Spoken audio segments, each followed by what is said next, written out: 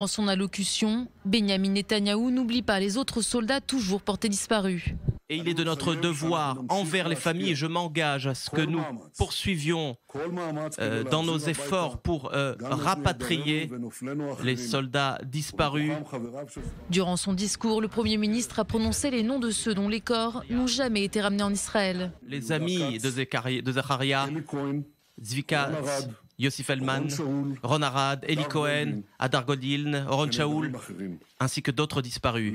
Les amis dont Benyamin Netanyahou parle sont Yehuda Katz et Zvi Feldman, disparus au même moment que Zachary Baumel durant la première guerre du Liban.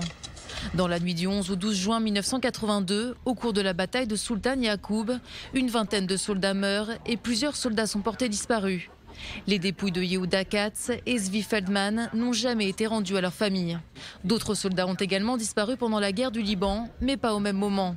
C'est le cas de Ron Arad, navigateur pour l'armée de l'air. Avec son pilote Yishai Aviram, il s'est éjecté d'un avion au-dessus du sud Liban en octobre 1986. Yishai Aviram a été sauvé peu après, mais Ron Arad, lui, n'a jamais été retrouvé. Israël considère qu'il est mort dans les années 90, déçu d'une maladie. Mais en 2016, un ancien milicien a affirmé devant une cour martiale libanaise que Ron Arad aurait été torturé et tué en 1988 au Liban par des membres du Parti nationaliste social syrien. Bien sûr, il s'était évanoui à cause de l'épuisement et bien sûr, il a été soumis à des coups et à de la torture. Et c'est comme ça que se passent les interrogatoires. Le Premier ministre a aussi évoqué l'espion légendaire du Mossad, Eli Cohen. Arrêté et exécuté par la Syrie en 1965, son corps n'a jamais été renvoyé en Israël, malgré les demandes de sa famille depuis plusieurs décennies. En juillet 2018, Israël a récupéré sa montre suite à une opération des services secrets.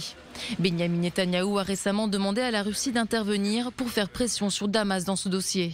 Les deux Israéliens les plus souvent mentionnés sont Oron Shaul et Hadar Goldin. Tués à Gaza durant la guerre de 2014, ils sont toujours détenus par le Hamas dans la bande de Gaza. Par le passé, le parti islamiste a proposé à Israël d'échanger les dépouilles des deux soldats contre des prisonniers palestiniens.